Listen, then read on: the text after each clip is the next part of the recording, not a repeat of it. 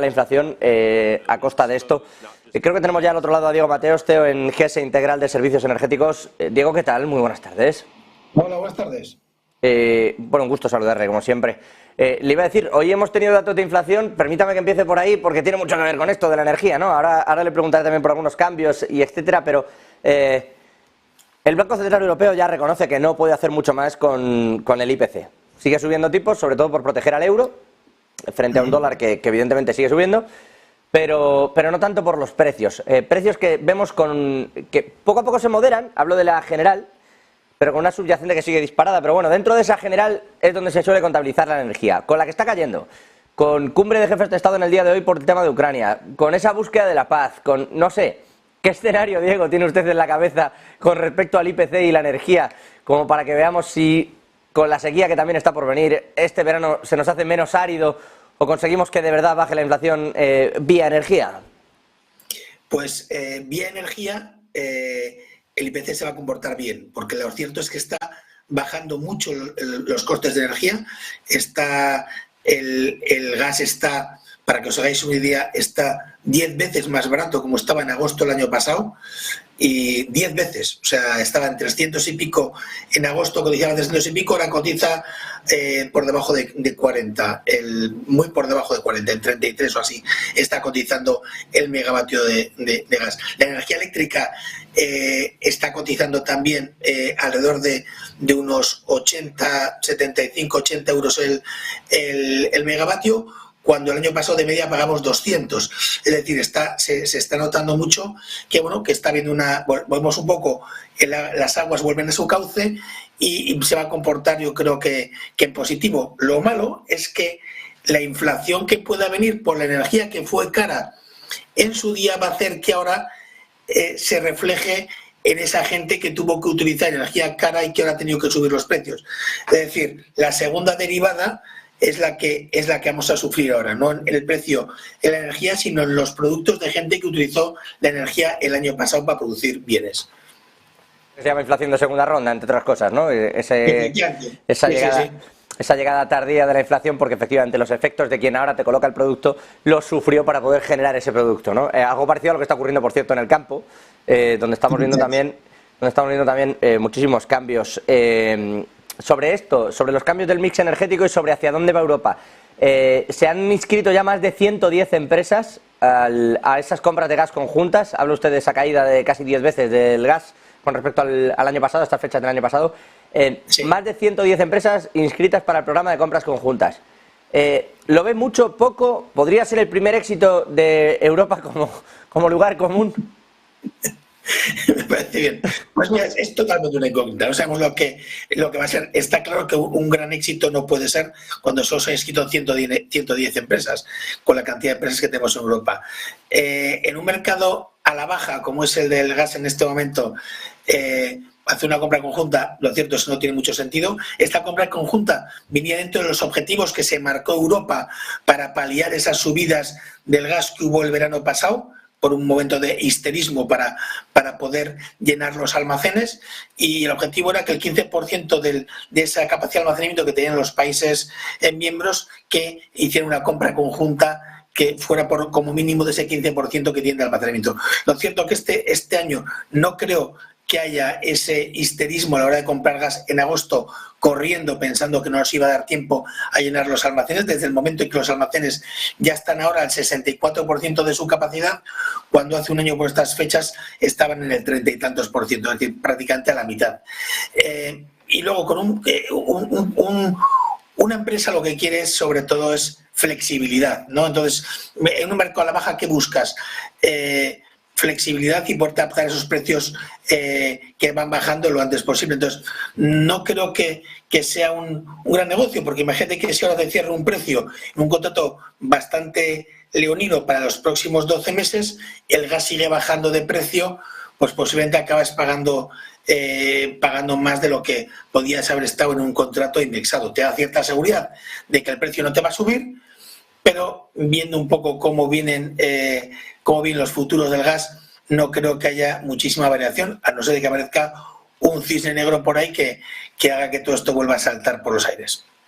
Bueno, mirando a eso, lo que parece es que lo que fuera un cisne negro era esa guerra, ¿no? Que de repente nos sacudió energéticamente esa guerra entre Rusia y Ucrania No, es un cisne negro, pero no es un cisne negro por el que subió la energía. Si vemos, la energía subió en el verano del 21, no con la guerra de Ucrania. Es decir, ya pagamos a 214 euros el megavatio en diciembre y todavía no estaba Putin ni se le esperaba. Es decir, lo que hizo luego la guerra de Ucrania ha sido, bueno, que tras esa subida la recuperación no fuera tan rápida, sino que fuera un problema añadido. Pero echarle la guerra a Putin en la subida de precios de energía es engañarnos, porque el último semestre del año 2021 ya los precios eran elevadísimos. Le cojo esa parte, le hablo yo de cine negro como impacto económico que sí que ha habido. Es verdad que no de la gravedad de cisnes tipo la COVID-19 o la subprime de 2008. No voy a entrar yo en eso. Pero elefantes negros ya. Bueno, dice Bank of America que ya tenemos otro casi a la vuelta de la esquina, pero bueno, si lo ven es que no es cine negro. La teoría de los cines negros es que nadie lo ve venir, pero bueno, siempre hay alguien que... El caso, yéndonos a los precios de la energía, dice, ya venían altos, es verdad, más que subieron, menos que nos pudimos recuperar, en fin, se hizo compleja la situación.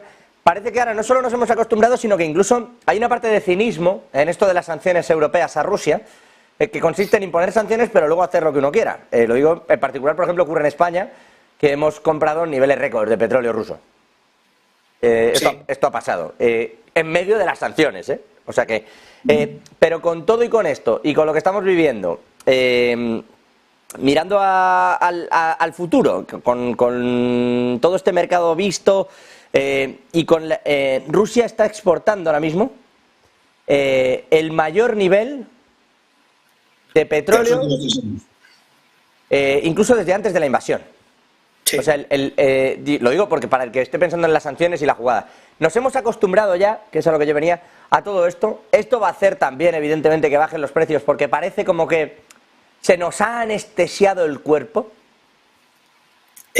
Bueno, sí, al final a todos nos acostumbramos, pero principalmente es porque nos creemos que las sanciones de Rusia competen a todos los países del mundo mundial, y realmente no, únicamente esas sanciones las hemos asumido X países, ¿no? A China no le competen esas sanciones, es decir, China puede seguir comprando petróleo ruso y gas ruso y lo que quiera de Rusia sin tener ningún problema. Lo mismo ocurre con la India, lo mismo ocurre con Turquía, lo mismo ocurre con muchísimos países. Entonces, lógicamente, Rusia, que necesita divisas y necesita dinero para poder pagar su guerra, pues está buscando otros mercados en los que no tenga esos problemas. Y por otro lado, hemos dejado una puerta abierta en la que venimos a decir que si al petróleo que compramos ruso lo mezclamos con otro, pues deja de ser ruso, con lo cual hay un tercer país que lo compra, lo mezcla y nos lo vende como si fuera fantástico. Luego, aparte, hablamos de contratos que teníamos firmados a largo plazo antes de la invasión, que tampoco se pueden romper y se respetan. Es decir, al final tenemos tantas triquiñuelas para podernos salir de esa situación que, bueno, pues hacemos, cada país hace lo que puede para intentar tener energía al precio más barato posible. Dentro de todo esto, situación actual de la energía, ya no solo le hablo de Europa, me está hablando de ese planteamiento evidente en el que Rusia encuentra nuevos mercados.